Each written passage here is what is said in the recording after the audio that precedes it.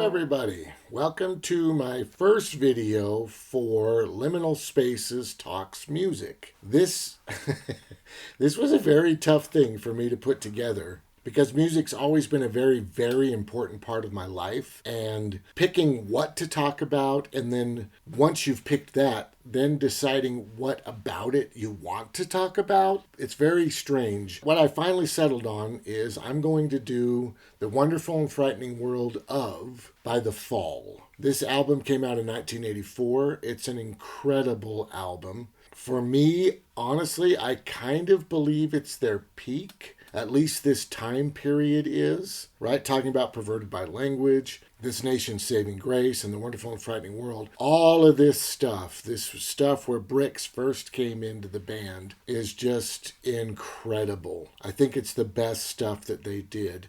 And it continues. Of course, they've got Ben Sinister and the Friends Experiment and Curious Orange. Those three are incredible as well. When they had Brix, I feel like is really an amazing time for them. But I want to focus on The Wonderful and Frightening World because Brix is kind of a double-edged sword. She brings a professionalism and a poppy side to the band. Maybe professionalism's the wrong word. She wants to make money, okay, straight up. She wants to be in a successful band. And that gave the band a drive that I don't think they had before. She definitely changed the band. Brix is a guitar player. She married Mark Smith, so his wife is in the band with them. And it definitely altered the approach, I think, that Mark had to The Fall, having her around. So what you get is some really aggressive, dissonant, driving music, or really kind of pop-oriented music. You get one of the two out of Brix's The Fall. And you can't say that the driving stuff is just not Brix, because she is there and she co-writes some of it, right? She's listed as, she's given credit for co-writing some of it. And that driving, crazy stuff is really what I love about The Fall. That type of stuff. The pop stuff, I'm not a big fan of, like, Creep. Things like Victoria. I love the Kinks, right? But I don't want to hear The Fall do the Kinks, especially if they're just honestly trying to do the Kinks. There is a double edge to Brix, and I totally see that. But the other edge that she brings to The Fall, I adore. It's incredible. The first song that I heard by The Fall was In These Times, and that's off the Friends Experiment, I believe. Of course, I was listening to some college radio station, and they had an hour-long show of new wave or whatever they felt like playing, and they played In These Times off the Friends Experiment. I happened to have recorded that show, and I just fell in love with the song. You know, hearing Brix in the background, and of course Mark, whatever the hell Mark E. Smith does. One of the rabbit holes I fell down trying to make this video is trying to figure out what Mark Smith was talking about. If you have a lot of time on your hands and you're very, very interested in that subject, there's a lot. You can go nuts doing that stuff. I barely scratched the surface, and I was like, I cannot do this. And it's weird because I can't tell. It's very complicated. Number one, I feel like there's kind of a language barrier. I know that's a really odd thing to say, but coming from Utah, right, and trying to listen to this person from Manchester, and then having them kind of be poetic about it and referencing all kinds of things from history. I mean, it's brilliant, the stuff that he's aware of and the things that he puts together. It's tough, right? It's a very tough egg to crack what Mark Smith is talking about. First off, you got to figure out what he's saying, which is a challenge for me. And then secondly, you got to figure out what that means. And there are, if you just type in The Fall lyrics, there was one website that I found that was, I think it was called The Fall Lyrics Annotated. And it was brilliant. Right? I mean, they go into depth. They translate when he speaks in different languages. And I mean, they really go in depth. But I just had to stop because, like I said, number one, it's difficult for me to translate it. But number two, I have a history with this. It's really crazy. Back in, I would guess, 87, I had this collection of tapes that I had made in my car. And it was, you know, The Fall, The Swans, Wire, Joy Division. And I just played these things to death. They were my life at the time. And what I got from the songs is definitely not what Mark was trying to have me get from the songs, right? I don't know. It just felt really weird seeing them through somebody else's eyes. I know that's a weird thing to say because he made them, right? We're talking about Marky Smith's eyes here, but at the same time, they mean something to me as well. That's a crazy rabbit hole that you can go down if you want to. I'm not going to go into that in this video. It's too much. The video would be 4 hours long. It's already going to be stupid long, but that would just be way too much. So let's get to The Wonderful and Frightening World of. So this album came out in 1984. It was done on the Beggars Banquet label. I am not going to go into the lineup because, once again, that's kind of a crazy mess for The Fall. The way they go through people is insane. The one thing that I do want to bring up, of course, is Brix is with the band. So she joined, I believe, the year before when they were doing Perverted by Language, and she's on about half those tracks. She was not there for the entire recording session. She was brand new at that time. There is a track on that album that's actually written by her, Hotel Blodell, and I don't know how to pronounce it. Sorry for the mispronunciation. That's just how we said it, right?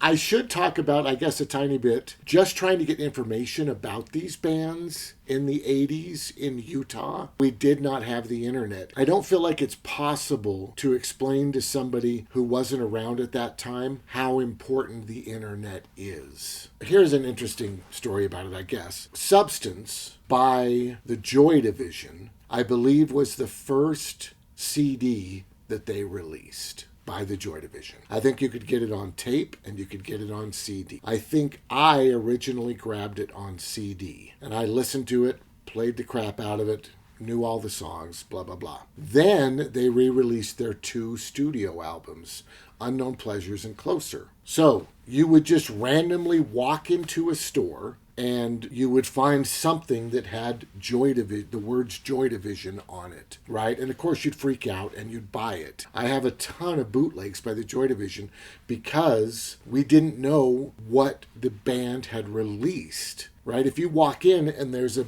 record that they've put up on the wall with Ian Curtis's face on it, you buy it because you don't know, is this their 7th studio album? I don't know. There's no way to look it up. There's no way to tell in Utah in 1986 or whatever, right? So you buy it. So they released those 2 albums. I picked up both those albums. I played them both. I loved them, but I was terrified because the only tune that was on either of those 2 albums that was on Substance was She's Lost Control, I think. So I'm thinking to myself, there must be like 20 other albums by this band that all of these other songs were on. And of course, it turns out, uneducated me didn't understand that bands would just release a single, right? They came off an EP, they came off of a single. They weren't on the 2 studio albums. It was just insane back then. You did not know. If you could find something like, I have a copy of Paintworks somewhere. I wanted to show it in this video.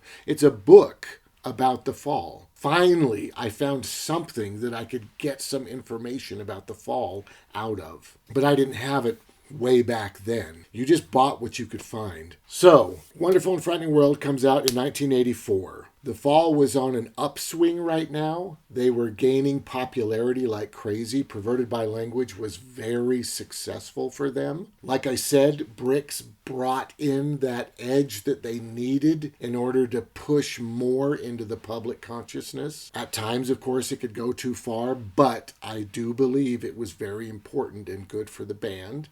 They had a tour after the album came out. It was like a month long, right? We're not talking U2 or something here where they're doing world tours, right? They had a month-long tour after the album came out. It They did very well with it.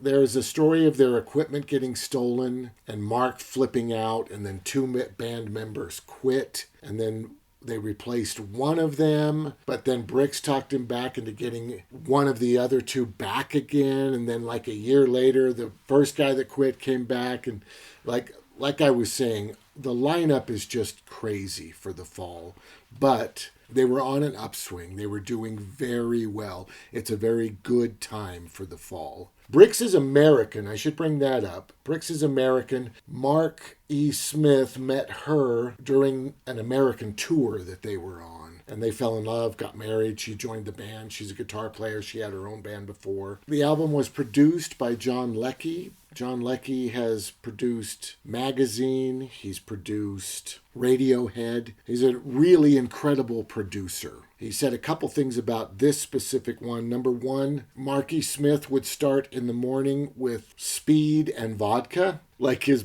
breakfast, I guess, with speed and vodka. So that kind of tells you a little bit about where this album goes. Also, the album is basically a live recording. They just set up in the studio and they would just do it. I think they did it over 1 or 2 days. There's a couple conflicting reports. We'll just say 2 days. It took them 2 days to record the album live in the studio, basically. And it sounds incredible. Considering that fact, it sounds incredible. I love this album. Another neat thing about the fall at this time is they had 2 drummers, which I love. It doesn't seem like it would make that much difference, but the power of 2 drummers versus 1 drummer is incredible. The difference is incredible. The most modern example that I can think of it is the first single that the Decemberists released off The Hazards of Love was the Rakes song. And the song is amazing. I love the tune. If you haven't heard that, you should look it up. And that has 2 drummers. They blow it out of the water with that tune. That tune was so good, in fact, that it created a bunch of hype in me for the album.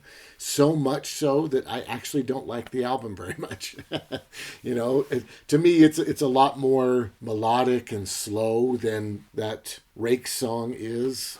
I just fell in love with that thing. It's a crazy tune. And there's a couple other tunes on the album that do sound like that. They're great. I think it's definitely worth giving it a listen if you've never tried. I do enjoy the Decemberists, but I have to go pretty far back. The Toyne, I think is how it's pronounced. That kind of EP thing that they've got, I love that. It's so aggressive and so good. And they've got, key points here and there. But for me, that's really kind of the peak for them. But 2 drummers on the Rake song, very awesome. So the fall has 2 drummers.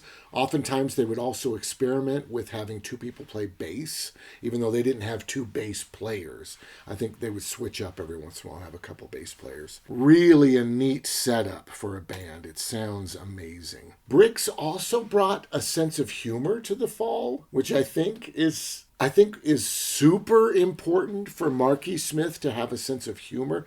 And I do have to say, I think he's got a very, very dry, sarcastic sense of humor all the time. I think he thinks most of this stuff is just an incredible joke as it is. He is so sarcastic and so biting. He has an incredible sense of humor. But Brix, like for example, the first tune on this album is called The Lay of the Land. And I didn't know this at the time that I was listening to it, but it opens with this weird little speech that somebody gives with the band chanting behind them, just saying, lay, lay, lay, right?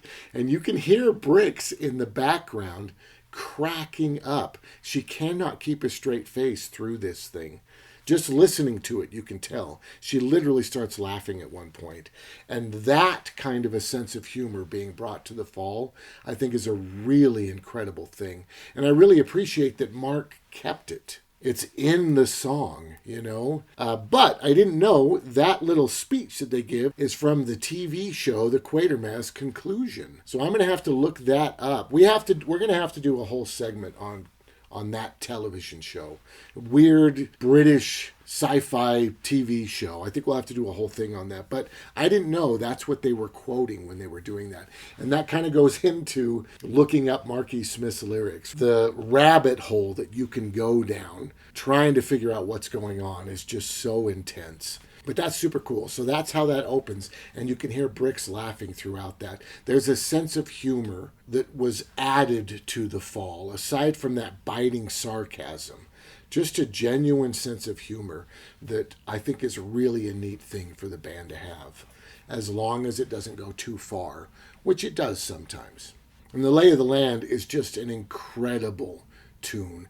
It's so driving and so aggressive. If you like punk rock, this is right up your alley. If you like post-punk, a lot of this will be right up your alley, right? Like, if Disintegration is your favorite album, this may not be for you. This is strange. It is very strange. The Fall is a very strange band, but they are their own thing. I adore them. They're so good. And of course, The Fall has lasted forever. Marky Smith has passed away, unfortunately. But there's like 40 albums or something insane. Like, they have done a lot. I personally stop after Curious Orange. For me, my musical experience really falls off when we hit the 90s. The 80s were such a strange, interesting time. And then by the time the 90s got there, of course, what actually happened is I got old, right? I got old. So music for me is from this time period. And after that, it's just what young people listen to. That's a weird thing to say, but I think it's really true. I think people have their time, and it's really probably their teens and maybe early 20s, somewhere in there. So I don't know a lot about later Fall. I don't own all the albums or anything like that. I know they've made amazing stuff. I know people adore the later stuff, of course. Is it worth looking into? Absolutely, of course. But in my opinion, if you really want to hear The Fall, you should go between 77 and 89. That's The Fall for me.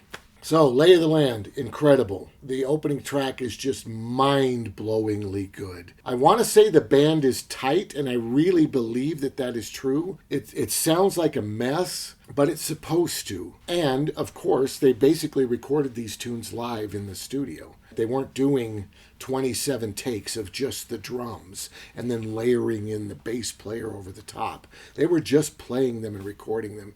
They sound so incredible.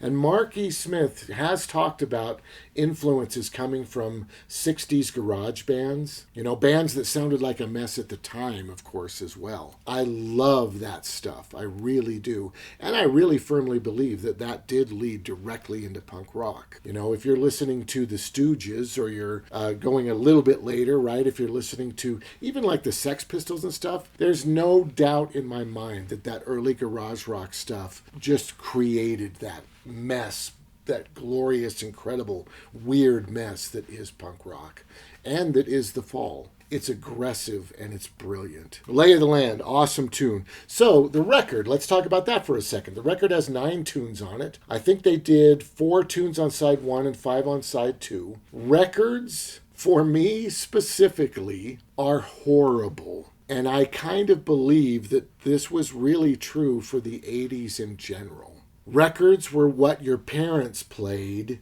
in the house because they couldn't play them in the car. The only thing you could play in the car were 8-track tapes.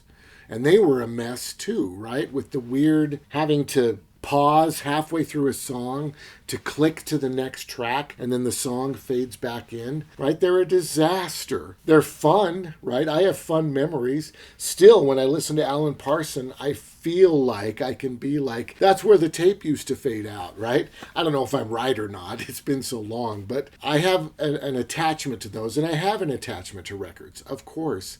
But they were so horrible, right? We weren't a wealthy family. We didn't have a nice sound system or anything. They sounded like crap. They got ruined super easily. They were incredibly difficult to store. They're horrible. Records are horrible, right? For me, tapes tapes were incredible. Number one, you could record on them. You could take those old shitty records that you couldn't rebuy, plop them on the turntable, hook up your system, and you could record them. You know, if you walk into a record store and you find The Wonderful and Frightening World of by The Fall, which you've never heard of and you didn't know existed, and you can't find it on tape, you just buy the record. And you only play the damn thing once, because every time you play it, it gets worse. So you put it on the turntable, you drop the needle, and you record the thing. So I didn't have the break of side 1 and side 2. Over time, I slowly became aware that side 1 of this album is a little bit different than side 2. There is a difference in the first 4 tracks and the last 5 tracks, which we'll get into in just a minute. Then we get to 2x4. I love this tune. 2x4 is mostly bass driven. It's a little bit more sparse than Lay of the Land because it just starts with that bass, that driving bass, and then other things come in. It's brilliant. An excellent tune. No idea what it's about. As far as I can tell, it's about beating somebody up with a 2x4. That's all I got, right? It's incredible. It's a great, great song. So then we get to Copped It. Love it. Great driving tune, very aggressive. So it has somebody else singing. The person's name is Gavin Friday. Gavin Friday, of course, is from the Virgin Prunes. I think he's from Dublin. We had no idea at the time. I didn't know if he was the guy who produced the record who wanted to sing, or if he was some famous punk rock singer that they brought in, right? We didn't have any clue. He's a good singer, I think. He's affecting his voice. You know how Peter Murphy can sometimes be a little gothy and kind of affected in his low voice, right? He kind of has his Peter Murphy style. I feel like Gavin also does that. Not in the same way, but he's clearly affecting his voice. Later, I listened to the Virgin Prunes. I like them. They're very interesting. They're aggressive, which I enjoy. I appreciate them. I think they only had 2 albums before he left, and they're really spaced far apart. Like they weren't much of a presence. I don't think, especially in America/Utah. But if you watch them on YouTube, they have some elaborate setups for their performances. They're really worth checking out. I appreciated them. And I eventually learned that Marky Smith and Gavin Friday were friends. When Gavin would come from Dublin, Mark would let him sleep on his couch, right? If he was going to a book fair or coming to see a band or whatever, Mark would just let him stay at his place. And I guess it just so happened that they were in town together. They talked about it. So Gavin Friday sings on a couple of these songs. He's just does backing vocals. It's not like he sings the whole song. It's still Marky Smith. But it's interesting to hear this other person to do this completely other thing that The Fall has really never done. I mean, it sounds like, it just sounds like punk rock straight up the way this person's singing. And Mark does not do that. And then we get to Elves. Incredible, incredible tune. I love this song. I have seen that a lot of people compare this to I Want to Be Your Dog by the Stooges. And I gotta say, this is gonna sound crazy, but once again, we're back to the 80s. When I first heard I Want to Be Your Dog, I don't know when it was. It must have been like, 89 or something like that. It was a little bit later. I swore it was The Fall. Now, of course, that I've listened to the Stooges a ton and Iggy Pop and all that kind of stuff, now I can hear a difference. But without knowing the Stooges, back when I first heard it, I swore it was Mark. It was Marky Smith. I feel like every Fall song sounds like I Want to Be Your Dog. I think that, of course, all the different influences that Marky Smith had he must have listened to some incredible stuff from the 60s when he was forming The Fall and as a teenager. All kinds of incredible stuff with the John Peel Show and all of that. His influences are incredible. But I gotta say, The Fall sounds like I Want to Be Your Dog. You know, with the keyboard and the chanting from Marky Smith. If you love I Want to Be Your Dog, specifically, you will love The Fall. Straight up. Because I feel like that's what they're doing the whole time. So I can see that comparison. absolutely. And I would go a lot farther, to be honest with you. All of this sounds like I Want to Be Your Dog. But it's an excellent song. It's so weird, right? He's talking about how he's never going to trust these elves. I think he's saying from Dansamore. I don't know if that's a place or I don't know. Like I said, going into the lyrics is just crazy, but it's a crazy tune. I love it. It's so aggressive and it sounds so good. All right, so that's the end of side one. So now we'll get to side two. So side two opens with Slang King. Notably, the difference that I was talking about earlier between side one and side two, I think is the aggression. Side two takes the aggression down a notch. It's brilliant. I love it, but it's more melodic, I think we could say. It's still The Fall, don't get me wrong, but I feel like it mellows a tiny bit for the second half. And then one weird thing, doing research for this, I was just reading through the Wikipedia page, and they talked about Slang King and how it was influenced by the Twilight episode, The Four of Us Are Dying, which I had no idea. The Four of Us Are Dying, of course, is about a shapeshifter, the TV show. You've probably all seen it. It's a guy who can change his face. So he's stealing money with one face, and then he's trying to hook up with somebody with another face, and then he is trying to run from the cops. He changes his face again, but he changes his face to somebody that somebody else hates, and then he ends up getting killed by the person who he ran into. It's a wacky episode. It's cool. And that's why it's called The Four of Us Are Dying, because the original person and then the three people that he imitated, or four people he imitated maybe, at the end they all die together because it's one person dying who imitated those four people. That's why it's called that. I don't know how Slang King relates to that. I guess you could say that being able to change your face makes you a Slang King. I don't know. I don't know. I didn't want to dive too deep into the lyrics, of course, because it's just crazy, like I said. But apparently that's a thing. Apparently the Twilight Zone inspired this song. Super cool. Second tune is Bug Day. Bug Day is crazy.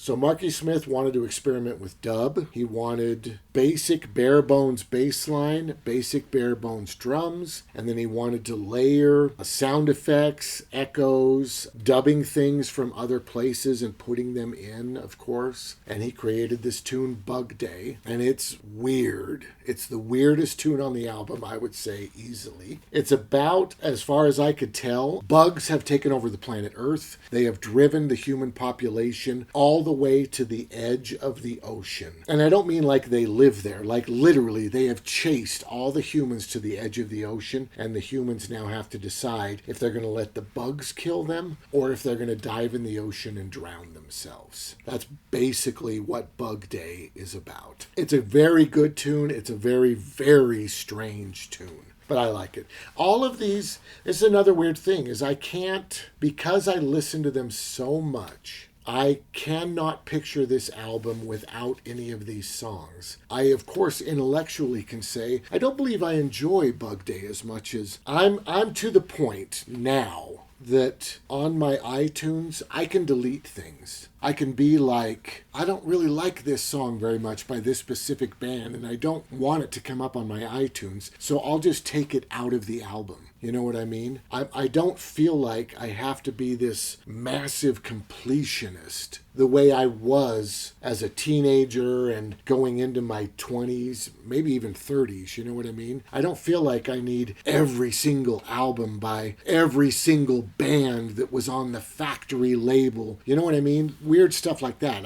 I don't feel that way anymore. I keep those things. I have hard drives that I have copies of all kinds of stuff on, but I'm to the point in my life where I can say, I'm taking that off my iTunes because I never listen to that. You know, like, I don't know, this weird thing has happened, but I don't feel like I'm there yet with the big four bands for me. You know what I mean? Like, I'm not going to go through and be like, I don't like that song by Wire. I'm going to get rid of that. I can't do it yet. And I'm that way with this as well. You know, I can't say this song shouldn't have been on the album. So Steven's song comes next. This once again has Gavin Friday on it. Those are the only two tunes he sang on. And it's kind of funny because it was so dramatic hearing that other voice with the band that I would have sworn that he sang on all the songs. You know what I mean? I was a little freaked out doing literally the research for this. I was a little freaked out to realize he only sings on 2 songs. That's it. It's a great song. It's not aggressive. You know, it's not, like I said, side 2 takes it down a notch. But I really enjoy it. It's a very good tune. Don't have a lot to say about it. Craig's Ness, I think he's talking about a downstairs neighbor. He's describing a person who's downstairs from him. It's a good tune. I enjoy it. But the ending is incredible.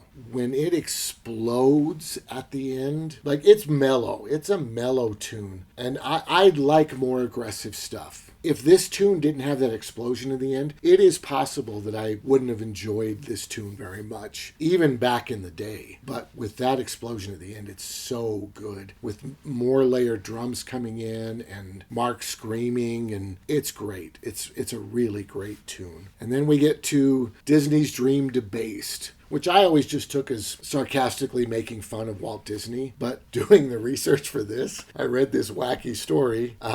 Apparently, Mark and Brix went to Disneyland together in America, and they went on the Matterhorn bobsled. And when they got off the ride, apparently Mark was very agitated by the ride. He did not like it, and he declared that it was evil. Then, shortly after, like maybe 2 rides later, they were still in the area, I think. The ride broke somehow, and it threw somebody out of the car into the road, and they got hit by a car and decapitated. This song is Mark describing watching somebody die at Disneyland, which I found really kind of shocking and bizarre. I don't know if it's actually true. I guess it must be. I don't think he's lying, I don't imagine. I wouldn't be surprised if he made it sound worse than it was, of course, but I don't know. That's just bizarre. That's very interesting. It is a great song. It could be the most mellow song on the album, and it moves really well. For this band basically just being a train wreck, they do beautiful music. The music is so tight and it's so well put together. And what I mean by that is, like, on stage, Mark Smith will literally mess with the other musicians while they're performing. He'll literally go and retune their instrument as they're playing. He'll hit cymbals while the drummer's playing. It's like a car crash. The whole thing is like a car crash, but it's so well orchestrated and so tight. It's incredible. The Fall is truly incredible. So that wraps up the album. The album is great. If you were to buy the tape or the CD instead of the album, you would get more tracks. For 1984, there was basically 3 singles in the album. The 3rd single has 3 tunes on it. I don't know exactly how the releases worked or how this came about, but it sort of became Escape Route instead of just a single. I think if you bought the tape, it was renamed Escape Route from the Wonderful and Frightening World of the Fall. So maybe that's how the term Escape Route came around. I don't know.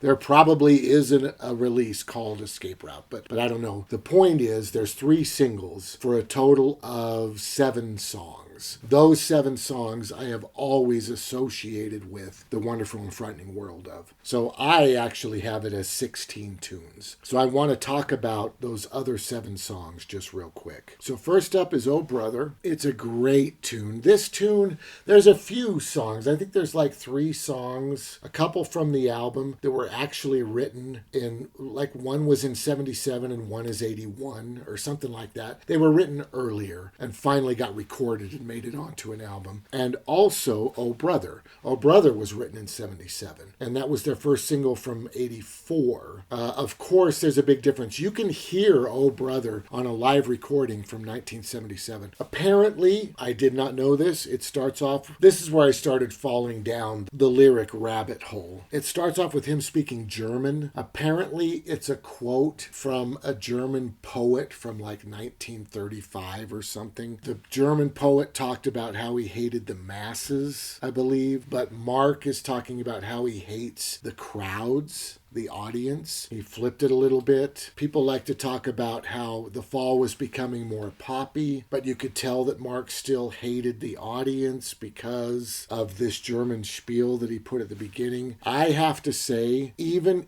Victoria, probably the most poppy thing, I think, or maybe Hit the North. I don't know which one's the most poppy, but the most poppy stuff they've ever released, the average radio listener would be disgusted by. Okay, I want to make that very clear. I do feel that the fall can get too poppy. I do believe that. I do not like the really poppy stuff. But I don't feel comfortable saying that the fall became poppy. Like, the fall is a mess. The fall is insanity. You can't call them poppy. They did some really poppy stuff. They tried. Anyway, I love this tune. It's brilliant. It sounds great. The B-side, God Box, is even better. It's a great song. I adore it. If you can pick this up, try to get it with 16 tracks. Try to get those other 7. They're going to do weird stuff. Don't just look at the track number. Sorry, I shouldn't have said that. Make sure you get these tunes. You want to get Oh Brother and God Box. You want to get Creep and Pat the Trip Dispenser. And then you want to get Dragon's Guilt, Clear Off, and No Bulbs. Those 7 tunes you want to make sure are on your copy of The Wonderful and Frightening World of. And that should be pretty easy to find. They might also include like the 12-inch single of Creep or something weird like that. None of that matters. But make sure you have those 7 tunes with The Wonderful and Frightening World of, because it's